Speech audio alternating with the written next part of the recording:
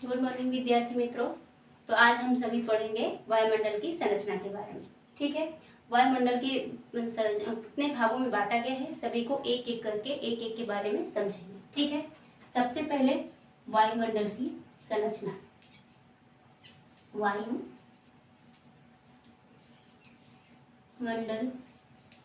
की संरचना।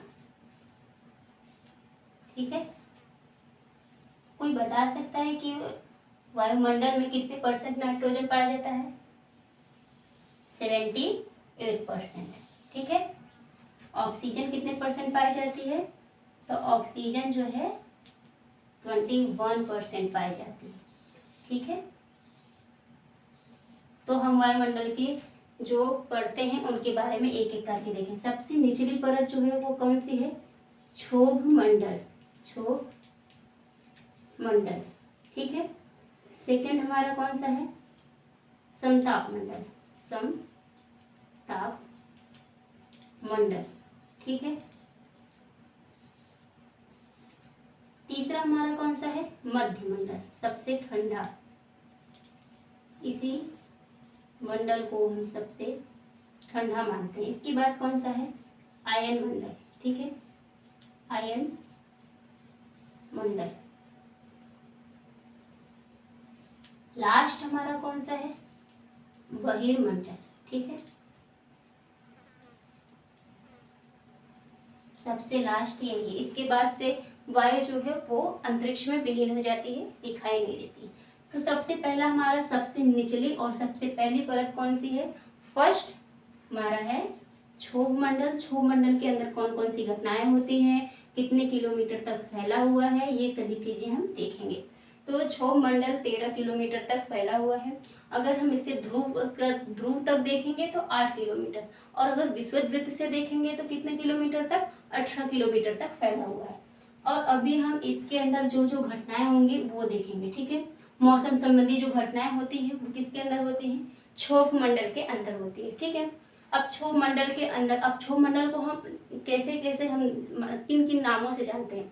जैसे क्षोभ मंडल को अगर कभी पूछ लिया संवहन मंडल किसे कहते हैं, मतलब क्षोभ मंडल को ही संवहन मंडल कहते हैं, और अधोमंडल भी कहा जाता है। क्षोभ मंडल के अंदर कौन कौन सी घटनाएं होती है?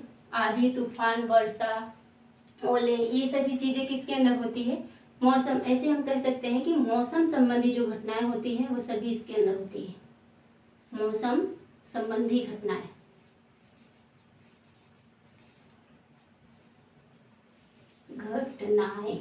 वो सभी कहाँ पे पाई जाती हैं?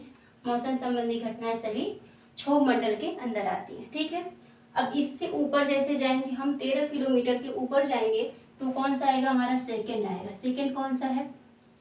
समताप मंडल। ठीक है, समताप मंडल में क्या क्या होता है? इसका फैलाव कहाँ तक है? ये 13 किलोमीटर से 50 किलोमीटर के बीच में फैला हुआ है। समताप मंडल को हम ओजोन मंडल के नाम से भी जानते हैं। किस नाम से? ओजोन मंडल। चलिए, तो इसके बारे में हम समझते हैं। अब जो समताप मंडल है उस क्षोभ मंडल से थोड़ा ऊपर जाके होता है, तो इसमें मौसम संबंधी जो घटनाएं होती है वो सभी चीज यहाँ पे नहीं होती। जैसे आधी तूफान जो चीजें होती है वो सभी, आधी तूफान, वर्षा, ये सभी समताप मंडल के अंदर नहीं होता है। इसी की वजह से यहाँ पे हमारे जो वायु उड़ाने की क्रिया होती है वो कहाँ से शुरू होती है? समताप मंडल से विमानों को हम उड़ाने की प्रक्रिया शुरू करते हैं, क्योंकि यहाँ पे आधी तूफान, वर्षा जैसी कोई चीज होती नहीं, और यहाँ पे वो सबसे आदर्श परिस्थिति मानी जाती है। अब हमारा क्या है? ओजोन मंडल। ओजोन मंडल में क्या होता है? ओजोन मंडल को हम किस में नापते हैं? डप्सन में। नापने की इकाई क्या है? डप्सन। ठीक है, ये हमारे लिए क्या करती है?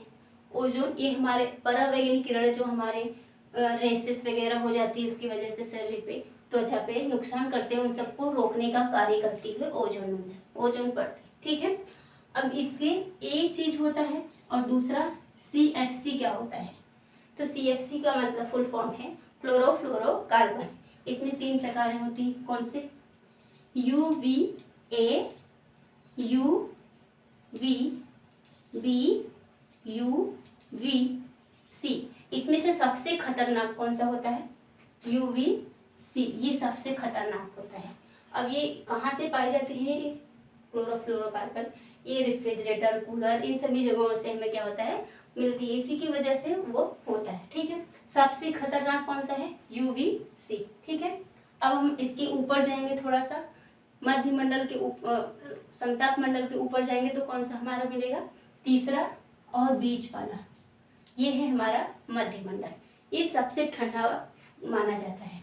ठीक है, अब इसकी जो है कितने किलोमीटर तक इसका फैलाव है? तो 50 से लेकर के 80 किलोमीटर तक इसका फैलाव है। ठीक है, 50 से लेकर 80 किलोमीटर तक इसके फैलाव है। अब इसके आगे हम देखेंगे इसके अंदर क्या क्या घटनाएं होती हैं, क्या क्या चीज़ें होती हैं। ठीक है, मध्य मंडल के अंदर क्या क्या चीज़ें होती हैं, तो जो हम लोग देखे होंगे, बचपन में सुना होगा, ओले वगैरह होते हैं ना, वो सभी क्या होते हैं? मध्य मंडल में आते ही क्या हो जाते हैं? वो समाप्त हो जाते हैं, क्योंकि ये बहुत ही ठंडा होता है।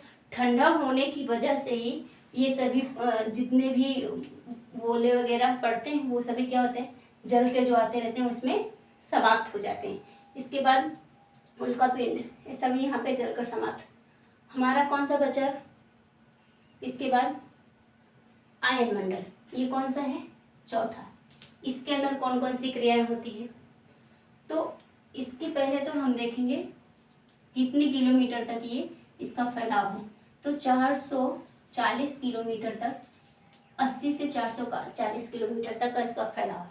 ठीक है, अब इसमें क्या क्या होता है देखो, जैसे कि आयन मंडल है, तो आयन मंडल में रेडियो तरंगे वगैरह सुने हैं?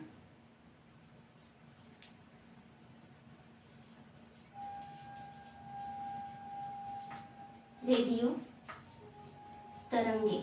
ठीक है, रेडियो तरंगे कितनी होती हैं? 4। कौन कौन सी? D, E, F और ये G। ठीक है, इसमें क्या क्या होता है? देख, मध्य मंडल के ऊपर जैसे ही जाएंगे वैसे हमें आयन मंडल मिलेगा। आयन मंडल में क्या क्या होता है?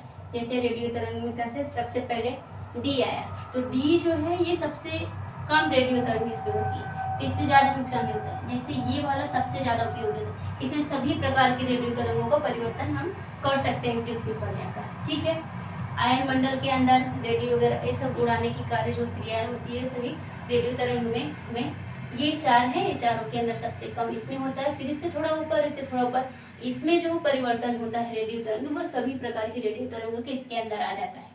अब लास्ट हमारा जो बचा वो कौन सा है? बहिर्मंडल।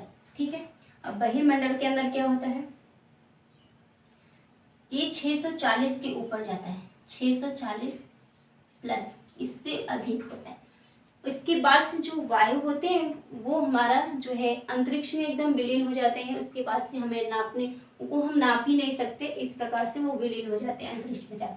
तो इसमें क्या होता है? वायुमंडल, इसमें हीलियम और नाइट्रोजन, उन दोनों की प्रबलता के कारण ही यहाँ पे प्रबलता सबसे अधिक होती है। किसकी? यहाँ पे हाइड्रोजन, हाइड्रोजन